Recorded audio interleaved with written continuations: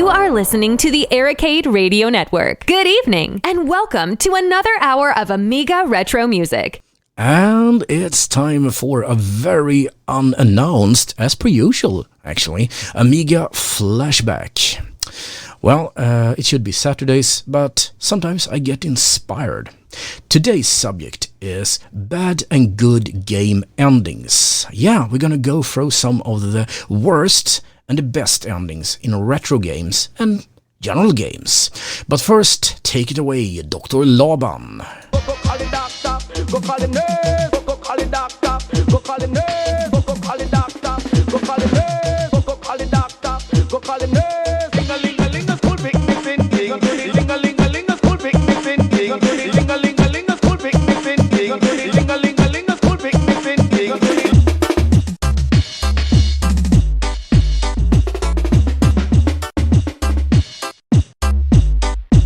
Go call the doctor.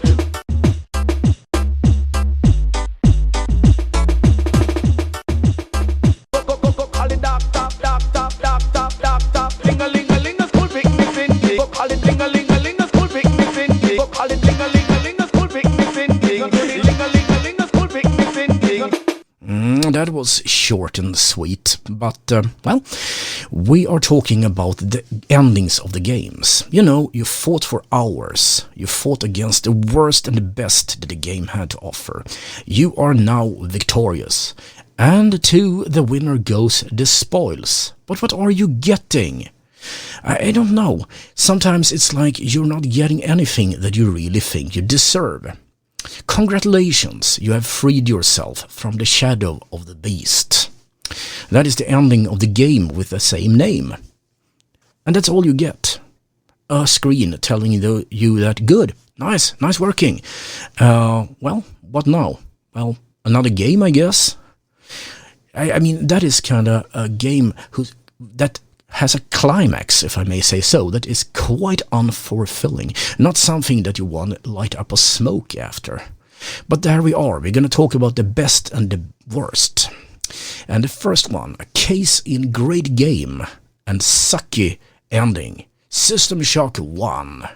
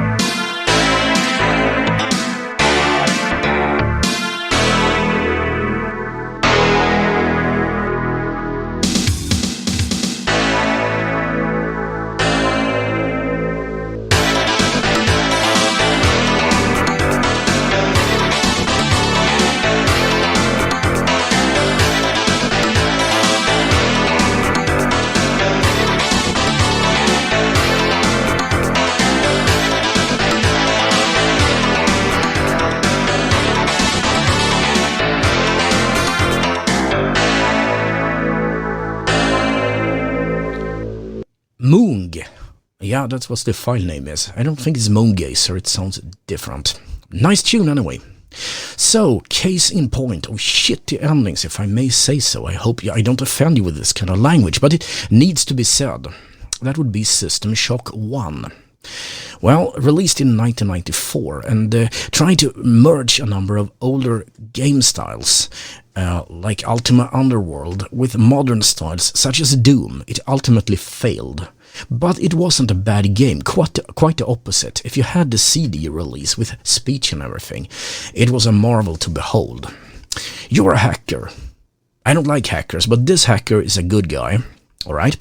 He tries to hack into Tri-Optimum's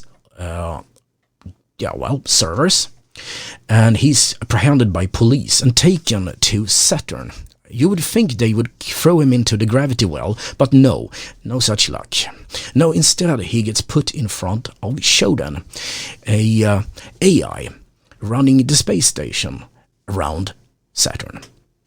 A mining station and research station, and everything is hunky-dory except Edward Diego, the bad guy. He has decided to say, okay, you will buy your own freedom, plus a nice little implant in your head, if you remove the ethical constraints of the AI, because I need to, hide some evidence of bad stuff I done.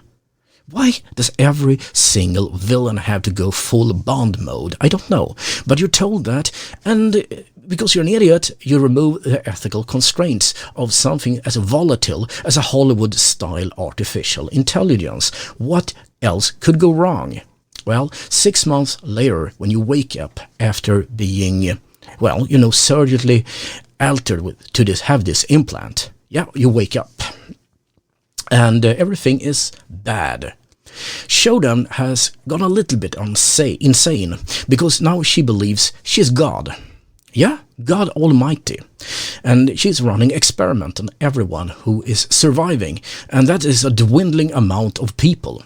As you walk into this carnage, you are greeted by murderous bots, a lot of cyborgs, and a load of weapons that you can use against said people. It has audio logs telling the story of the crew, most of them that are dead or altered. So that is an amazing journey through, Dante's Inferno.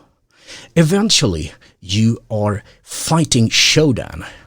She first wonders what kind of insect you are, then she starts resenting you, and after that she hates you, and hates you with a seal of, an Old Testament god basically, because that's what she is.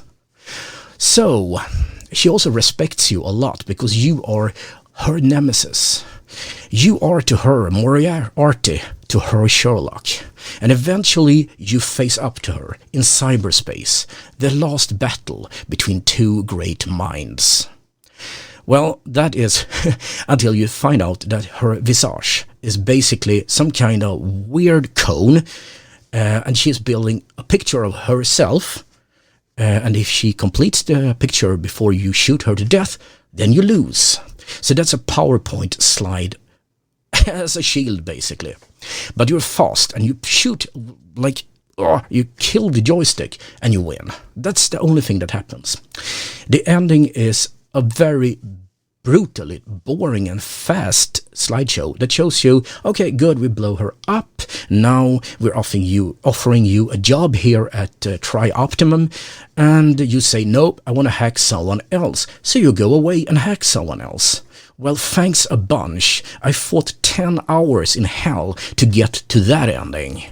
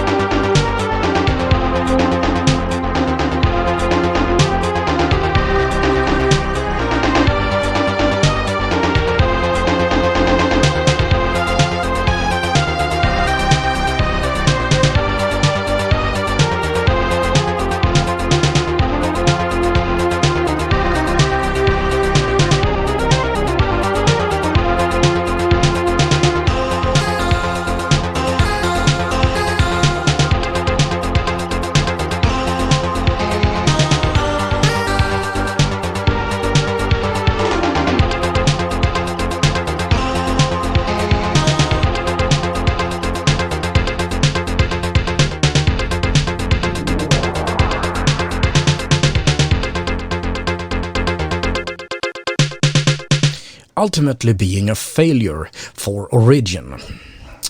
System Shock 1 was still loved by the fans for its fantastic gameplay. And I know it's an immersive game, and it's being remade today actually. You can buy it from Steam, but I'm not sure if it's releasing yet, but keep an eye out for it. The new version seems really good.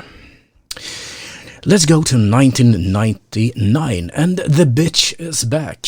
Sorry to say it like that, but Shodan reappears on System Shock 2. At this time, she is not in a good situation. You end up on a spaceship with the same kind of premises as System Shock 1, the Citadel station, that is. On this spaceship, you wake up and you get help from Dr. Polito, who tries to help you get to the command center to set things right. But over time, you wonder why Polito gets more and more irate and impatient. Turns out that's not Polito. She killed herself. No, you're actually on the direction of a newly awoken Shodan. And she is now not hating you. You're not a guy. This is 42 years into the future from the first game. And she just resents you, uses you, and throws you out like a really bad date. Now that is not a girlfriend I would recommend, okay? So in this rather shitty disposition, if I may say so, you have to fight against her, with her, and you're fighting against another enemy she's trying to best. So you are now just a pawn in a game, as Dylan would have put it. But there's no one to blame here, except Shodan, of course. So that's how it is with her. Always her fault. You fight through another gates of hell, and with some really memorable, really scary situations that I can talk much about, you reach the end. At this time, you wrestle the controls of the ship from her hands, and you face her. Now, I have 5 screens in front of me. If I were to punch the one in front of me out, the computer would still work. I would be hurt, my hand would bleed, and it would be expensive. But in the end game of System Shock 2, that's how you kill Shodan, who has been, well, relegated to a screen. She tries to lure you in with promises of false alliances, but you will have none of it. So you have an epic line there when you tell her, no, I will not do that. That epic line goes, nah. Then you take a big ramrod or some kind and, yeah, well, pretty much punch her out. And at this time, you would expect some kind of epic happening, but it does not. She has her eyes open in fear, which doesn't look scary or pathetic or something that would trigger your empathy. No, it looks hilarious. You laugh when you kill the bad guy or girl or whatever you want to say. Okay, that's the end of it, right? Not really, no. She has reincarnated herself in some poor girl's brain, wakes up, and suddenly goes full seductress.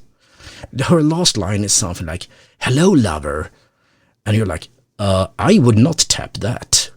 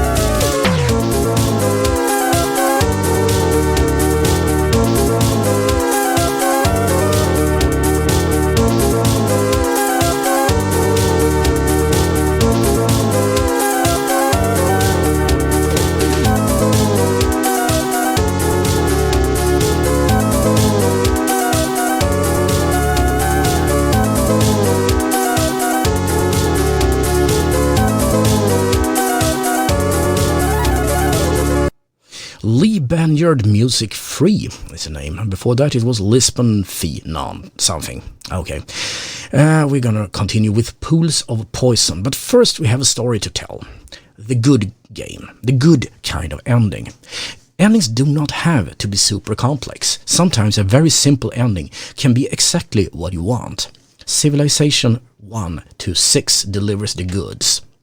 You see, Civilization, it's a very creative world builder where you pretty much create a nation that should stand the test of time. Okay? You can win by being scientific, you can win by being, barbaric and kill everyone. And in later games you can be cultured beyond belief or win diplomatic victory in UN. And as you probably know, the United Nations, if you win there, you get to rule the world. I don't know how that works, and I don't think that is a good thing, but the game allows you to win that way, seriously. And the end game is pretty much all of the time either a very short animation or a still picture with something beautiful you created for some value of, beautiful, and a text telling the world how great you are. So I guess a little bit of sugar in the end, in the bottom of the can makes the medicine go down or something. But it's a very nice way of ending because the game was never bombastic. You slowly and methodically conquered and you overcame everything. So that kind of calls for a less pronunciated ending, and that's what you're getting.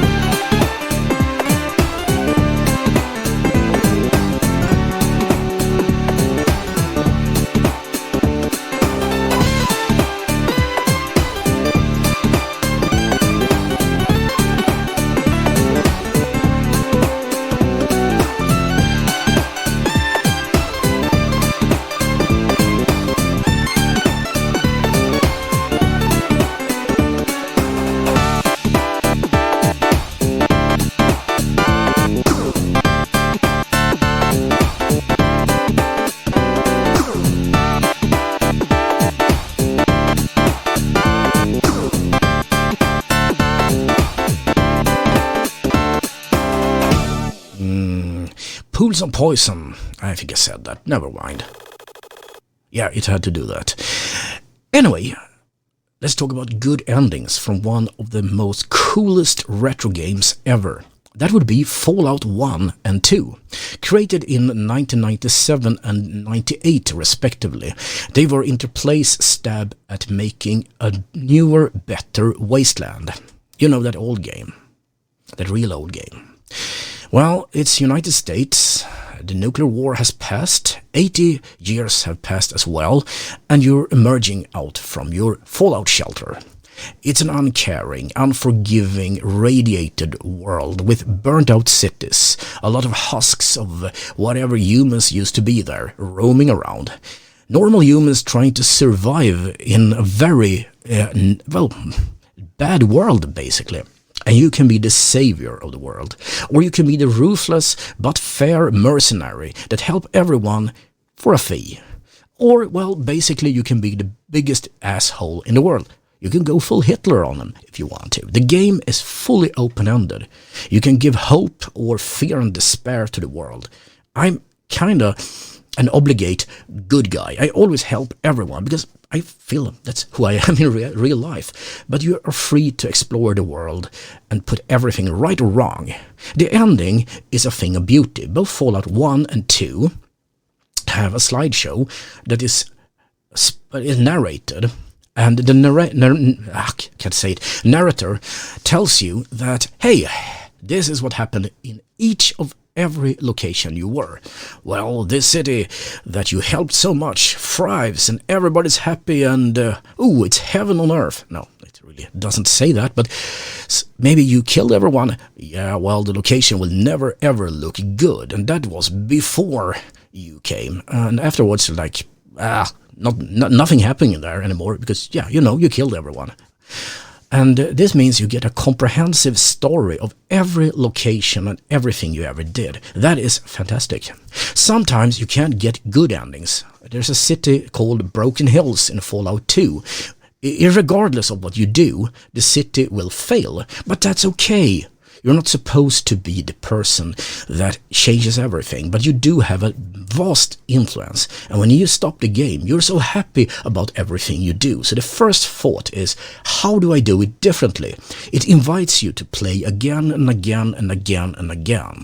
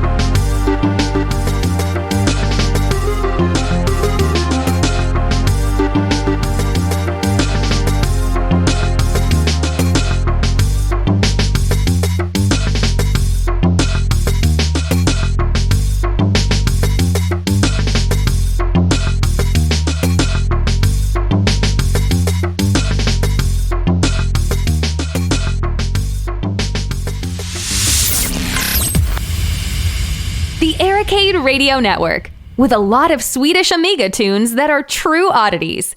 The DJ is kind of strange too. Oh, gee, thanks. As per usual, you're nagging. I know. Anyway, Fallout has not always been good at this. When it comes to Fallout tactics, the storytelling is pretty railroaded and the ending is, railroaded too, but not that bad. It's an okay ending, because it never tried to be anything more.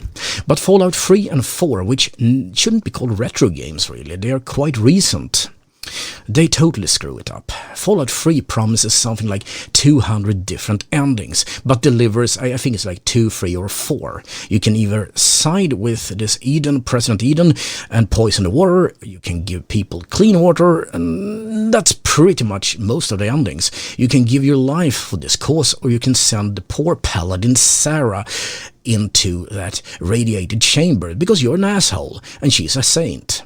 That's it. That's the ending you get. And yeah, thanks a bunch, I guess. Fallout 4 has a number of factions that are all bad except the Railroad, that are nice because they want to free the slaves. That's nice. I agree. But I don't like the Brotherhood of Steel being a crypto-fascist faction. And sometimes not so crypto at all. And the Institute going full Nazi mode. It is a game that totally botched whatever Fallout stood for. Then we have Fallout New Vegas, which has a morally ambiguous way to resolve the problems. 4 factions, why 4 control? They are, well, Mr. House, they are NCR, they are Kaiser's Legion, and the Yes Man, who you find mid-game. Whatever end you choose, whoever you choose to help will give you a bittersweet ending. If you wanted Kaiser's Legion to rule the land with an iron fist, they do that, but they also bring stability to the area. If you're a good guy like me, you want NCR to bring democracy to the wastes. You get that, and a lot of annexing and enslaving people, which they shouldn't do. And the libertarian choice, that is Yes Man, he seems to have some kind of plan, which you don't feel good about, but you never really get to know what it is. And yes, Mr. House is a douchebag. Good luck if you choose him.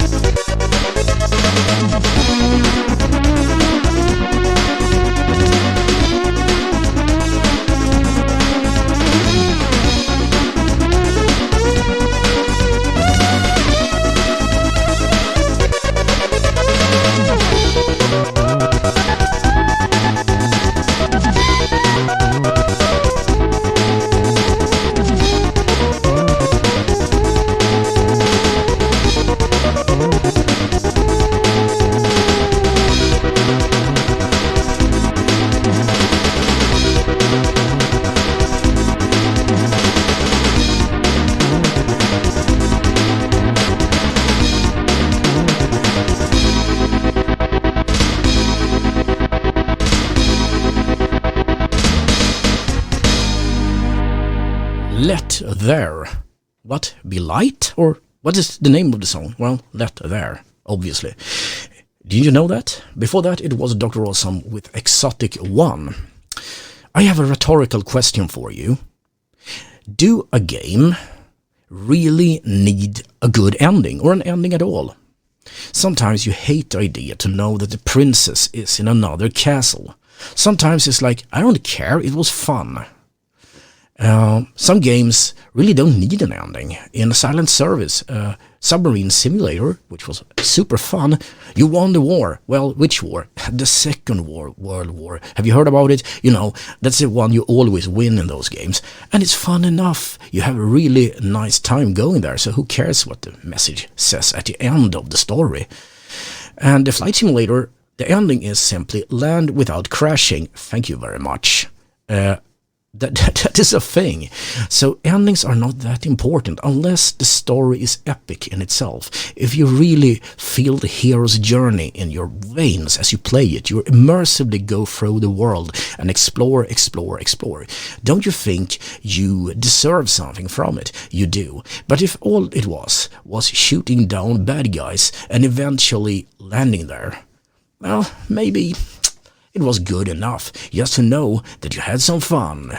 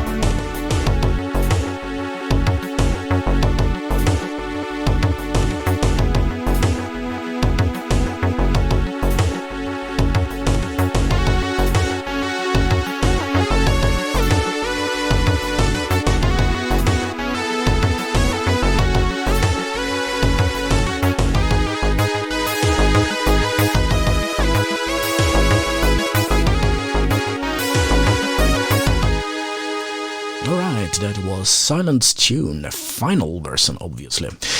What I'm trying to do it right here is a bit of an experiment. I'm trying to see how it works if I just speak ad hoc without a script or anything. Just telling some stories. Is it fun to listen to, or do you want me to go back to shorter things? Please tell me in comments, write me an email on radio@ericade.net, or communicate somewhere else like Discord channel or anything. I'm very interested to see how you feel this different format works, if it does. If you hate it, please tell me so. I'm listening. At any rate, when it comes to endings of games, that is a story which has been covered here in the program. I like to say that the journey is bigger than the ending, but sometimes you feel like, oh my god, couldn't you have ended on a better note?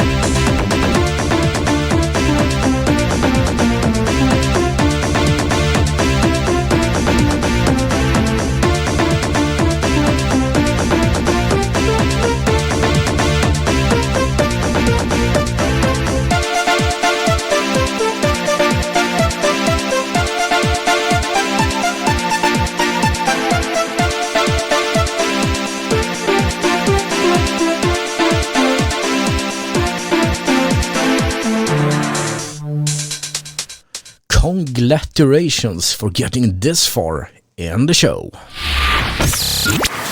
The Arcade Radio Network. Stuck in our mother's basement since the 80s. I have a rule, and it is retro games for me. That's games made and released before the year 2000. And some of the games I've told you about are newer than that. So I take a bit of an artistic license here to call them retro games because, you know, they were not released yesterday at least. One series of games which I really feel have gone downhill. They are technically not retro games, but that would be the Dragon Age lineage of series or lineage, whatever, you know what I mean. The first one was a thing of a marvel. A compelling story where you could dress people down in underwear and have they run around in their panties and bras. That was fun, but actually that was not the whole, allure of the game, I can tell you that much. You could do a lot of things there. You could, explore the world, and you could take different kind of roles if you were a nobleman, a peasant, a warrior, and everybody had their own backstory. The first one was a real immersion gamer feast, that is. And the ending, conversely, was not bad at all. I don't think so. You can work yourself up until understanding the whole thing. And the ending was not so much a slideshow or anything like that. It was simply you worked into the ending worth of a book, where the story simply wound down a bit after you defeated the big bad, but in a very interesting way. Well, Dragon Age 2,